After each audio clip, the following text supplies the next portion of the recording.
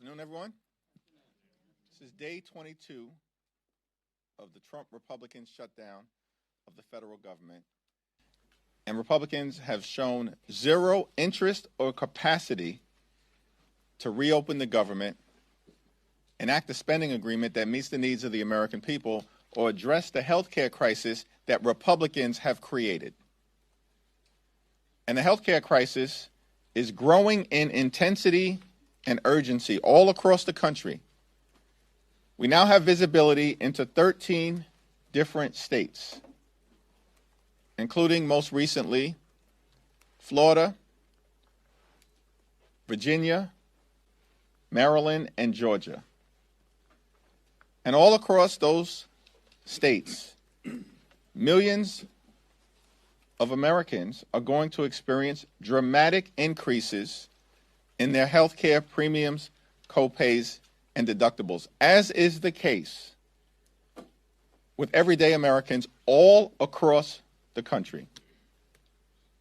In Florida, by way of example, a 58-year-old in Panama City, Florida, single on the Silver Plan, currently receives ACA tax credits, pays for health insurance $140.80 a month.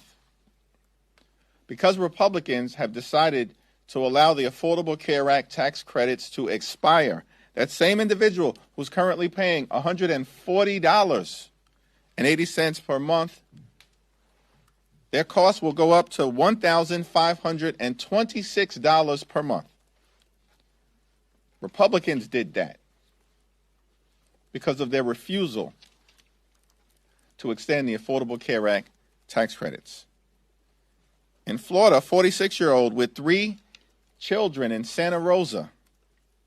We now know this family, currently on the Bronze Plan, actually, as a result of the tax credits that they receive, does not have to pay any additional amount to receive their health insurance.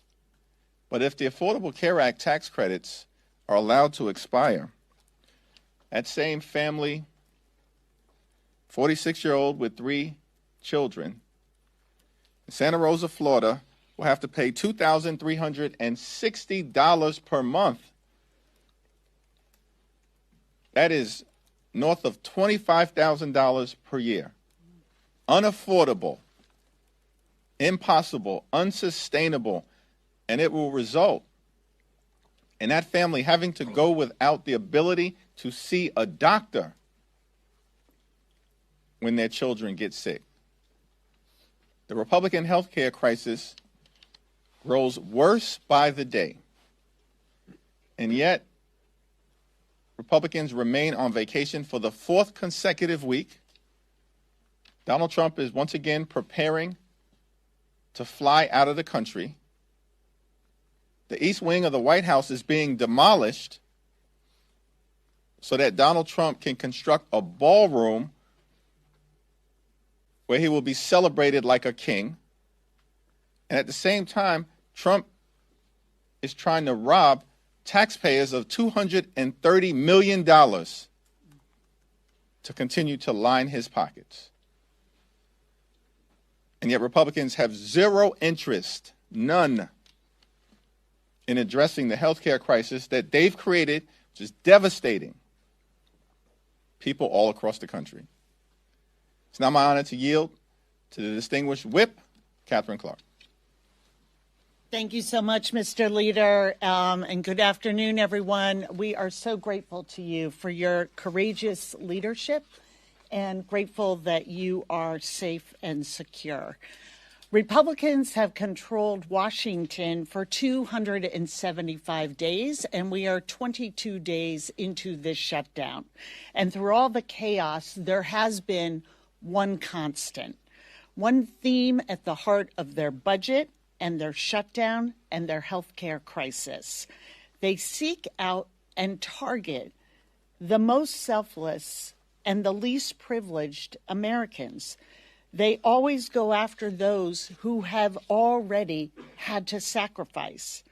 Americans working a second job to keep their kids fed.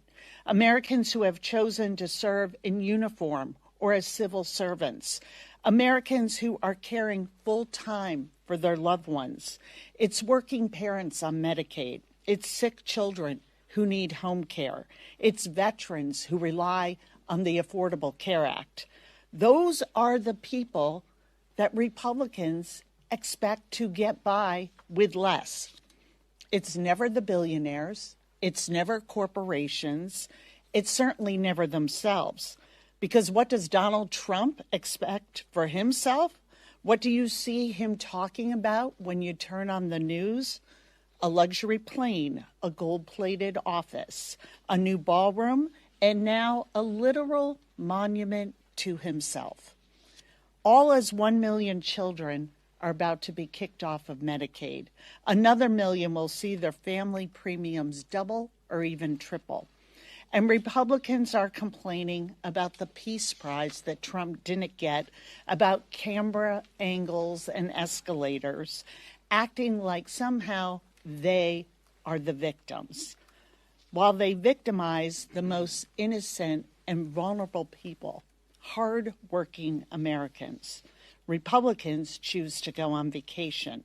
That's not an option for the American people. The bills come due no matter how hard they work. So our message to the Republicans remained the same. Come to work. Come to D.C. Sit down with us. Negotiate. End this healthcare crisis and end this shutdown. And now it is my great pleasure to yield to our caucus chairman, Pete Aguilar. Thank you, Whip Clark. Thank you, Leader Jeffries. Before I talked about the shutdown in healthcare, I did want to touch on the terrifying threat that Leader Jeffries by someone convicted from January 6th. As a member of the January 6th committee, we deposed, we interviewed a number of individuals who were summoned here to the Capitol that day. And to see Donald Trump pardon 1,500 individuals, what did you think was going to happen? These are individuals who had violent criminality in their past, and we have seen that carry forward now.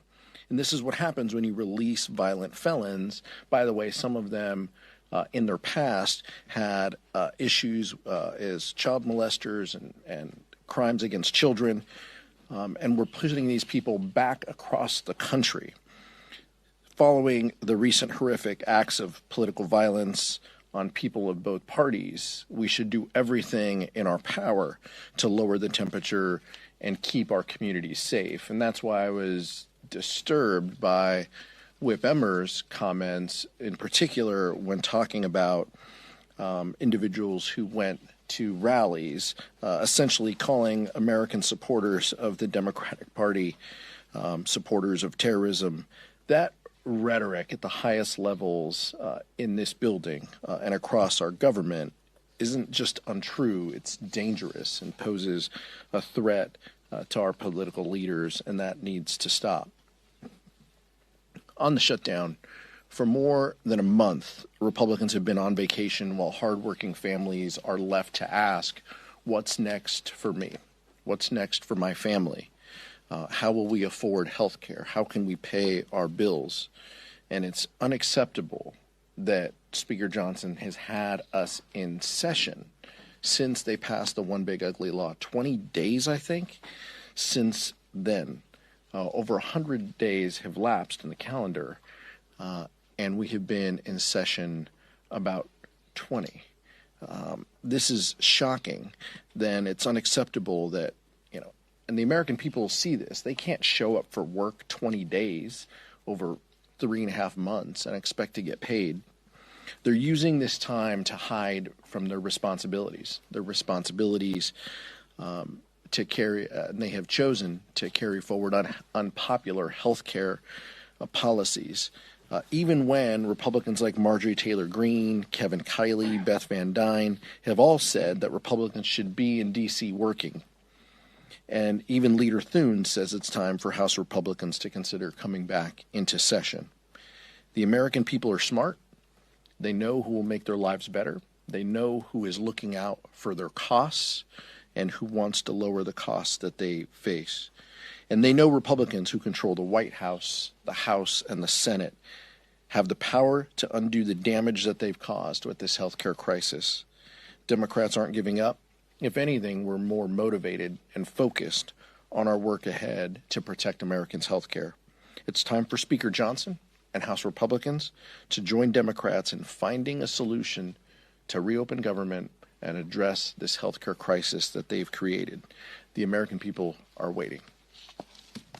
Leader Jeffries. Thank you, Pete. Thank you, Catherine. Questions? Has Speaker Johnson reached out to you at all since the January 6er made a threat on your life? No. Thank you, Mr. Leader. At this point, do you think a new CR is needed past that November 21st date? And if so, what would be an acceptable end date? And would it have to be paired with some type of vote on an ACA extension? What we need to occur right now is what Democrats have maintained from the very beginning. At this point, we need to reopen the government.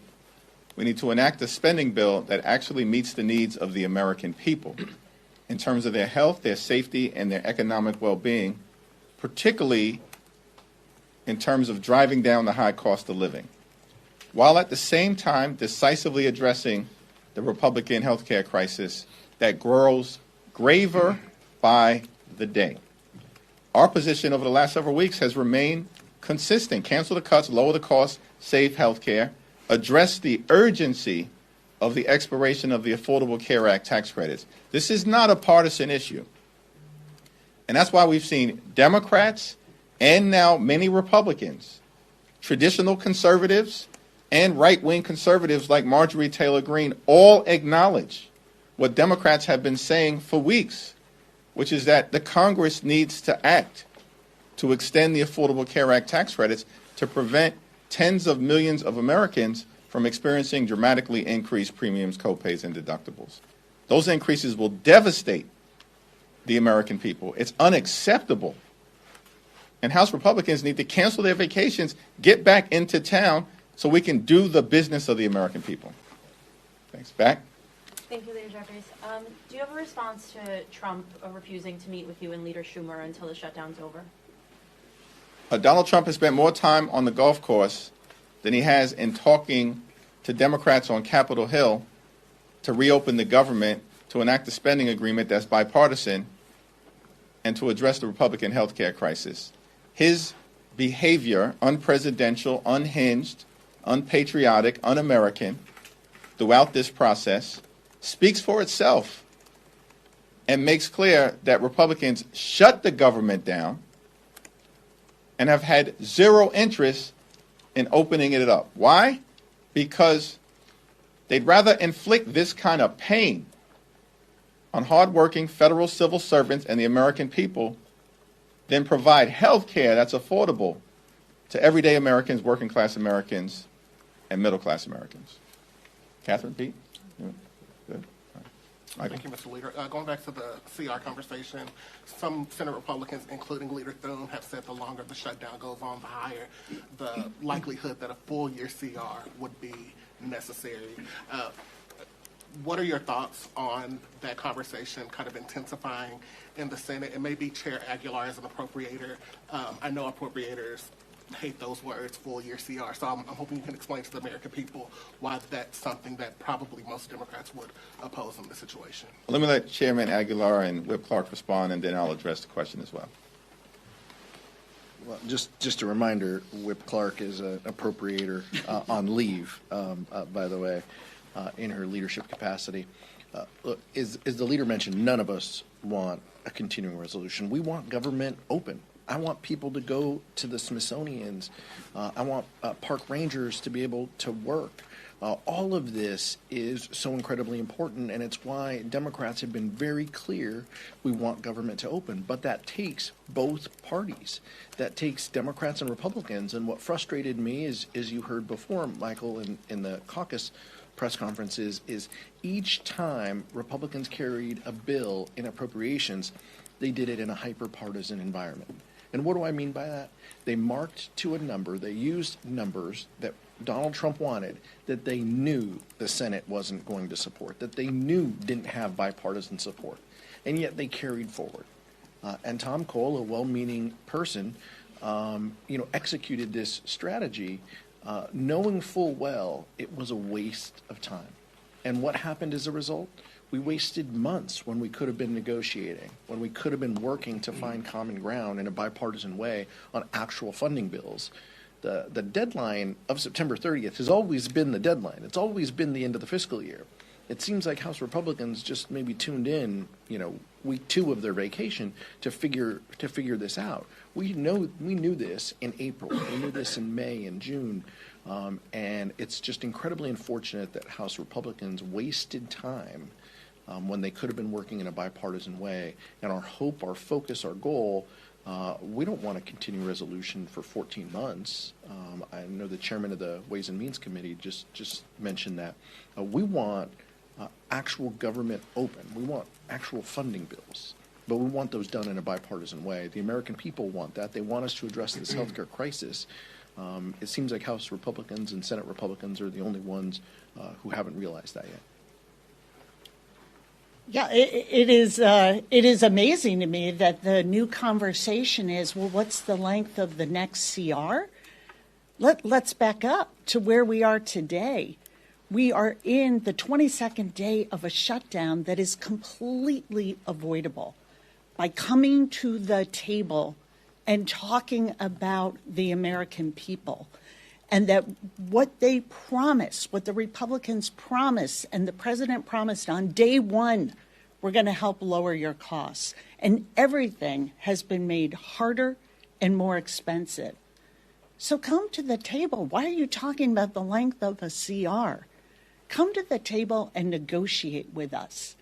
End this healthcare crisis. Help the American people. And I repeat this every week, but 60% of households are not making it, unable to provide the basics.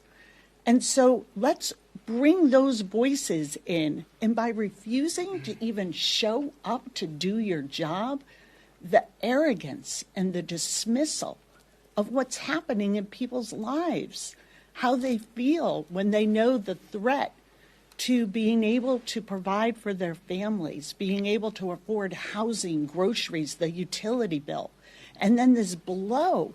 I mean, how are people possibly supposed to be able to afford an increase of $2,000 in their monthly insurance premium? This is the issue we need to be talking about. And then we can work on making sure that we reopen government quickly. And the other, they are now trying to reimagine themselves as the champions of federal workers, of the champions of food programs and health care, when all they have done is take an axe to all of that since they came into office, and deliberately, their word, inflict trauma on people who serve the public. So come to the table, come back to work, and put the voice of American families who are struggling back into the work you do. Then we can come together and get government reopened quickly and get health care costs back under control for American families. We're in the midst of a cost of living crisis here in this country. Donald Trump and Republicans promised to lower the cost of living on day one. Costs aren't going down, they're going up. Electricity prices through the roof. Housing costs up. Grocery costs up. Child care costs up. And now Republicans refuse to do anything to extend the Affordable Care Act tax credits, which is going to result in tens of millions of people experience dramatically increased premiums, copays, and deductibles. It's out of control. It's a cost of living crisis and it's a health care crisis at the same time. And yet Republicans continue to ignore it, refuse to deal with it. And on top of all of that, we're in a moment where millions of Americans are about to increase their experience with heightened food insecurity, with hunger, because of the one big ugly bill and the fact that Republicans enacted the largest cut to nutritional assistance in American history. These are all quality of life issues that have to be dealt with right now. And yet Republicans want to talk about process and their my way or the highway approach, their take it or leave it approach, which is what they've been visiting on the American people this entire year in terms of their extremism. And it's all unacceptable. Just come back to work. Let's sit down. Let's negotiate a bipartisan agreement. Let's reopen the government. Let's address the high cost of living in the United States of America. Let's address the hunger that you're creating. And of course, let's address the Republican health care crisis. Thanks. So given the rampant misconduct we're seeing among immigration agents, most recently on Canal Street yesterday in Chinatown, New York City, do you think eventually ICE should get the Doge treatment? We've all been very outspoken as it relates to the out-of-control behavior unleashed on law-abiding immigrant communities by mass agents hiding their identity and far too often violating the rule of law, often directed at people who are American citizens. And it's all unacceptable. And it's one of the reasons why the American people have turned on Donald Trump and Republicans with respect to their extreme immigration policies. We should be holding the Department of Homeland Security accountable for the overreach and the extremism that they're being subjected to in terms of what the American people are experiencing. And yet, we're seeing none of that accountability coming from Republicans. That's unfortunate, but Democrats will continue to make the case to the American people that this is all abnormal, so much of it is unlawful, and it's got to stop. Mr. Jeffries, thank you. Good afternoon.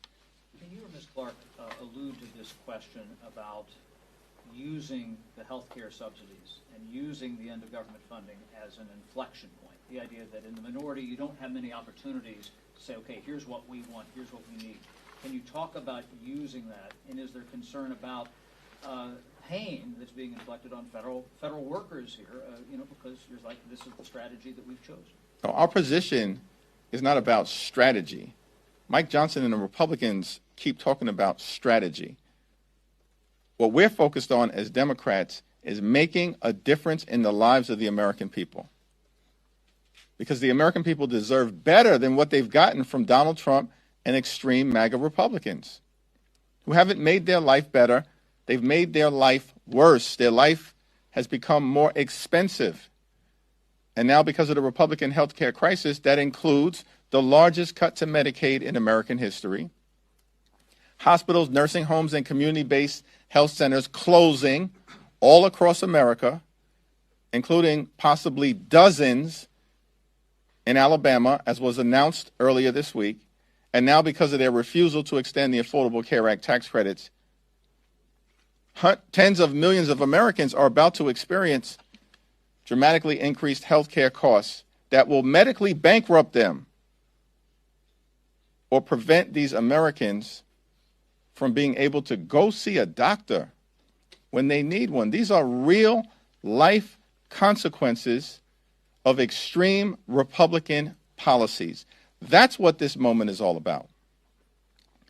And as Democrats, we're going to continue to stand with hard-working federal employees who've been under assault by Donald Trump and his administration since January 20th of this year, prior to the start of the Trump Republican shutdown. More than 200,000 federal employees had already been forced off the job by Donald Trump. That's before the shutdown. So it's unfortunate that Trump and the Republicans have chosen to use their own shutdown to further hurt the American people. That's why our position continues to be, come to the table, let's reopen the government, let's enact a bipartisan spending agreement that makes life better for the American people, and let's address the health care crisis that's devastating people in working class America, in rural America, in urban America, in small town America, in the heartland of America, and in black and brown communities all across America. Yeah, let's rewind the tape a little bit here and talk about how we got here. Donald Trump promised the American people, I will love and cherish Medicaid. And if you remember, when they were going through their budget process, they took $800 billion, said was going to come out of a specific committee. And we said, those are going to be cuts to Medicaid.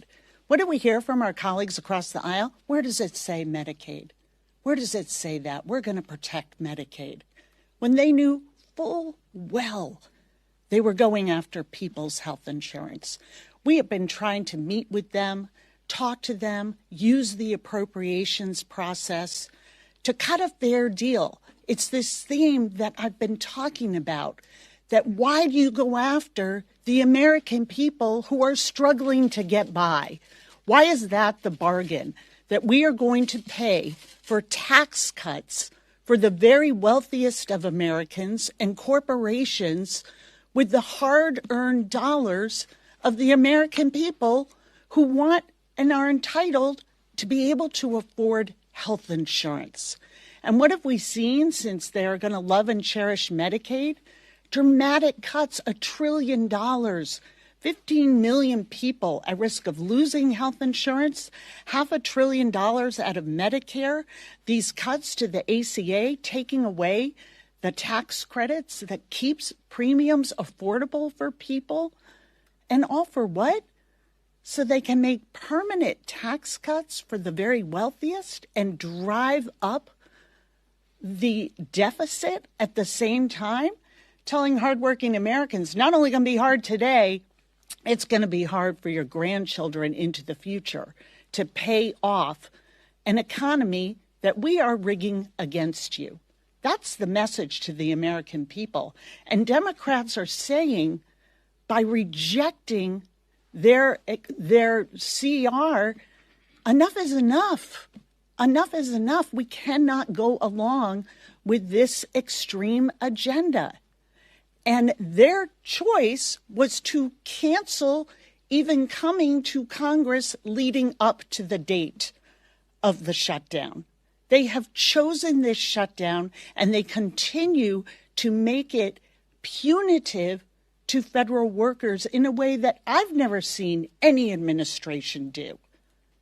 That they are choosing who they like, who they don't. We have always come together before any shutdown, no matter which party was, had policy disagreements over what, and said, we will come together in a bipartisan way and pay our troops. The White House just said in the past hour that it was Democrats who were essentially being punitive by saying, let's, let them cut some of those programs and we'll use this as leverage. What's your response to that? I would put that in the category of love and cherishing Medicaid and lowering your costs on day one. It's an outrageous, they have been attacking federal workers. Their goal was to inflict trauma. Whether it is firings, proposing that some people will not get the back pay that they are entitled to get under federal law in this shutdown, making things as difficult as possible.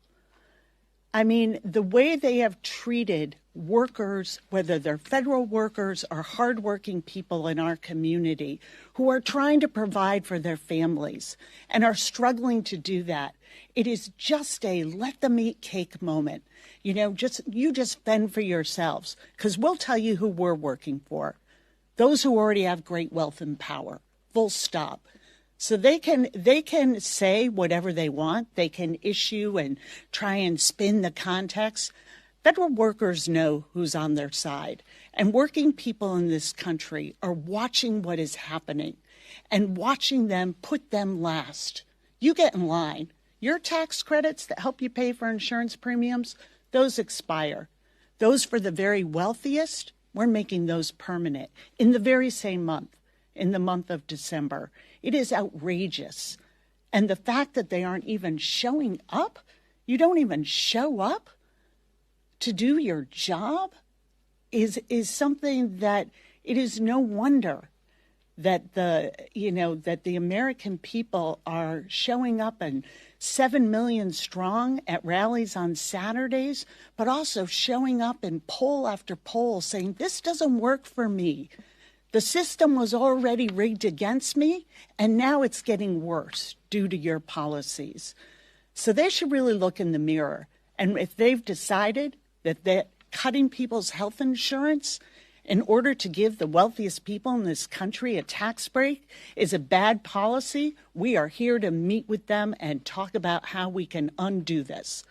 Let's put the people back into the proposition here and end this shutdown. Thank you. Oh, right there. Third row. Leader Jeffries, what advice are you offering Illinois Democrats right now who are considering redrawing their maps? And do you share any reservations about potentially diluting Democratic strongholds? As was the case in California, it's my expectation that Illinois Democrats are going to carefully consider their options and make sure that they draw the fairest map possible for the people of that great state in the context of Donald Trump's efforts to gerrymander congressional maps all across the country, including most recently in North Carolina, because Republicans are running scared. They know that if the election were held today, they would lose the House decisively, and that's why they're trying to rig the midterm elections. So are you supportive of the redistricting Thanks. effort? Same answer. Third row. Okay. Sorry. Yep. In about a week, House staffers will start to miss their first paycheck if the government shutdown continues to drag on. What kind of guidance have you given to offices or staff about this upcoming deadline? Yeah, there's been ongoing discussions with our hardworking staff. These are great, patriotic Americans who are all in on public service, all in on serving the people that members of Congress are privileged to represent across the country, and we'll continue to provide them with a lot of information. The hope is that we get this shutdown resolved before the end of the month.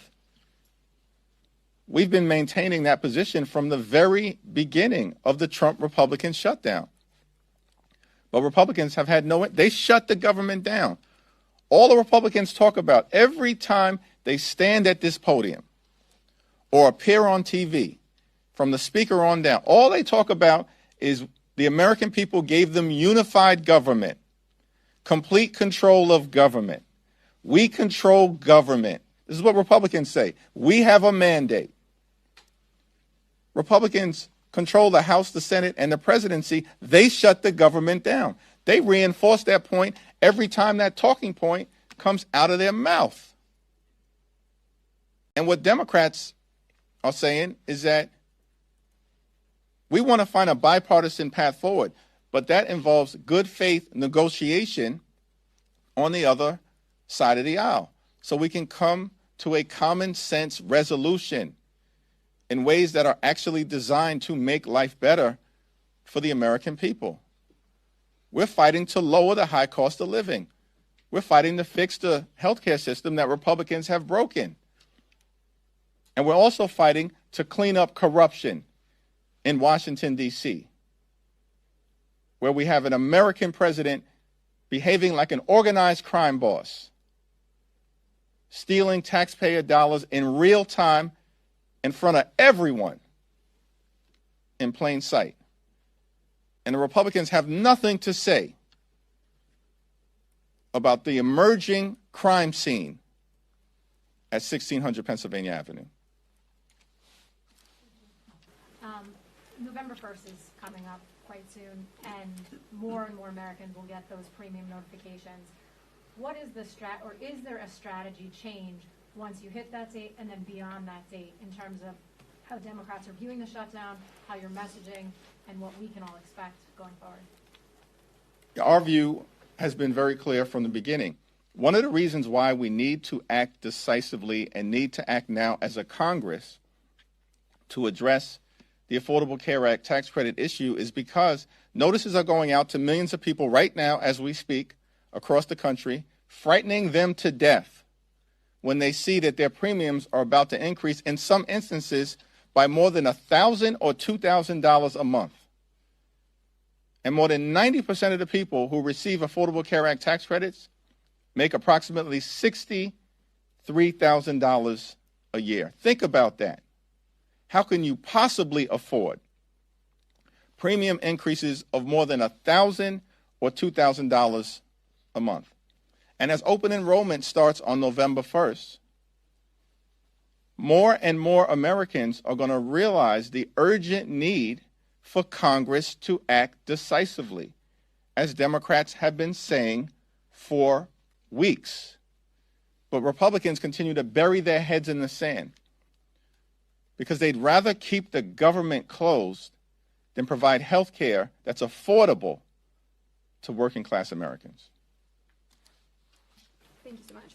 Can you just speak to some of the programs that Democrats want funding for in the $1.5 trillion list of demands? We've heard things like $13.4 million for civic engagement in Zimbabwe, $3.9 million for LGBTQ democracy grants in the Balkans, things like this.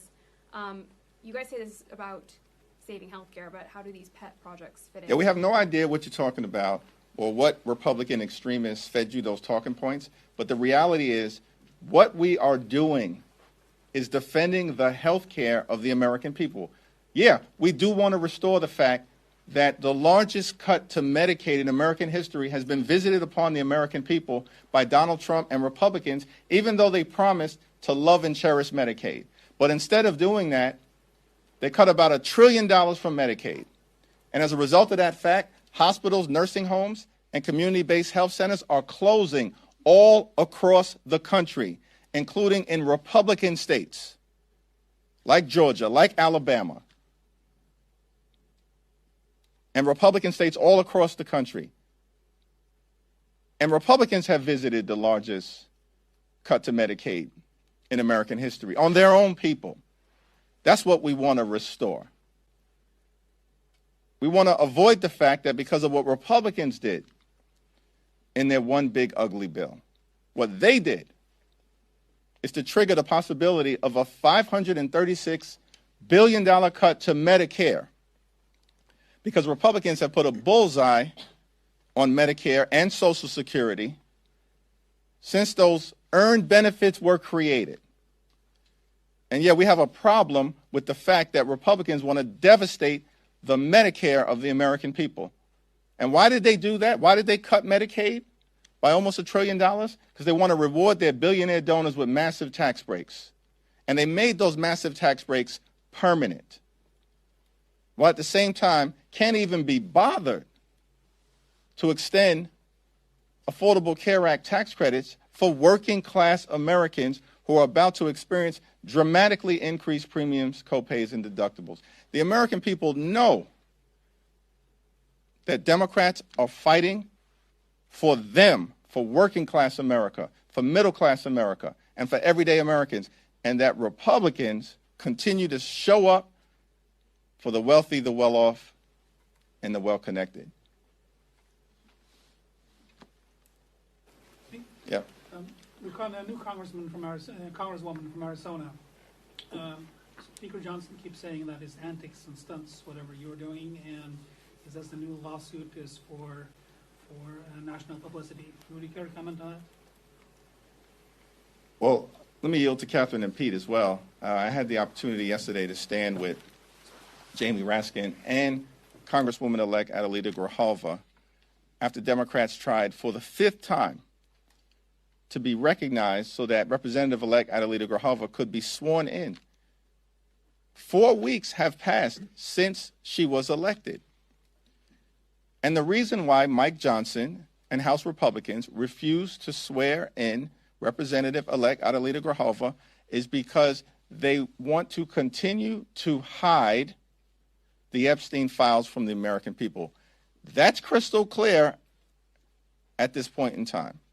There is no other reason that this has dragged on this long, when extreme MAGA Republicans who were elected out of the state of Florida underperformed in those elections, by the way, dramatically, as Republicans have been doing all across the country, and as we'll see in New Jersey, in Virginia, and in California in under 2 weeks. Those two extreme MAGA Republicans, these are individuals who aren't even qualified to serve in the People's House. Let's be clear about that.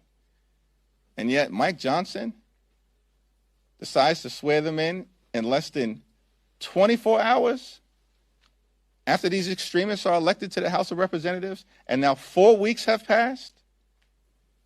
The reason why they continue to unlawfully block the swearing in of Adelita Grijalva is because they are actively hiding the Epstein files from the American people, and they're protecting someone clearly: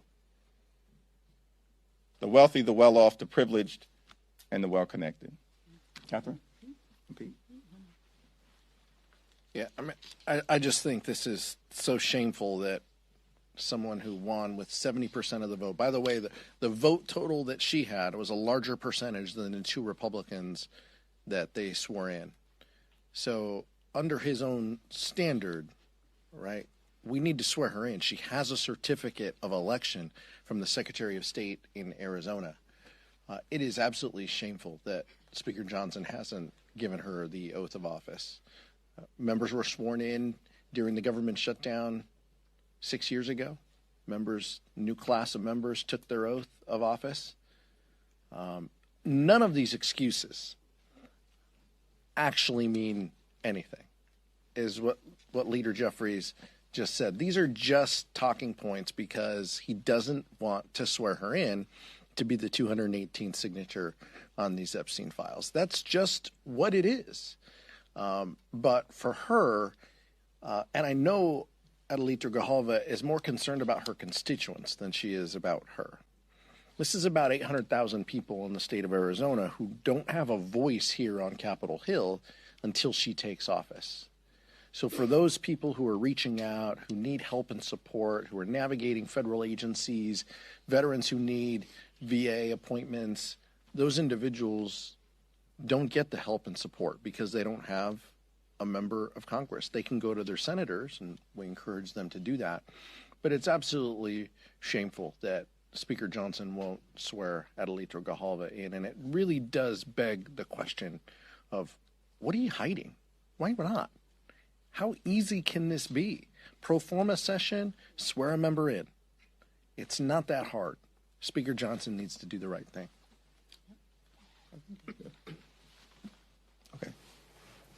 Thank you, Leader Jeffries. Wondering if you could comment, the Pentagon is implementing some new policy with regards to communication with members of Congress, apparently centralizing that through a specific office. How, from your perspective in Congress, would that affect the day-to-day operations here and your visibility as a co-equal branch of government into what's going on there?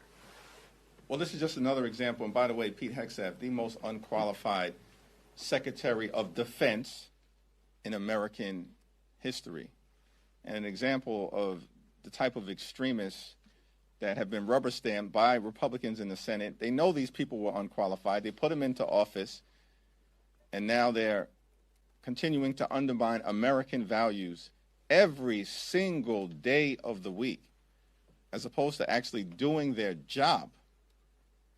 And from our perspective as Democrats, listen, we're not going to bend, we're not going to break, we're not going to bow down to any wannabe king as it relates to upholding our oath of office and standing up on behalf of the American people. The Republicans were confused as we began to deal with the spending bill issues that we're confronting right now on behalf of the American people. They're very confused because all along Donald Trump knows that House and Senate Republicans, they function like a wholly owned subsidiary of the Trump cartel. That's how they act. They just rubber stamp Donald Trump's extreme policies and they move on. Don't say anything about it. Boss says jump, they just say how high. That's how Republicans have behaving all year. Our thing is that, no, we are a separate and co-equal branch of government. We don't work for Donald Trump. We don't work for J.D. Vance. We don't work for their MAGA billionaire donors. We work for the American people.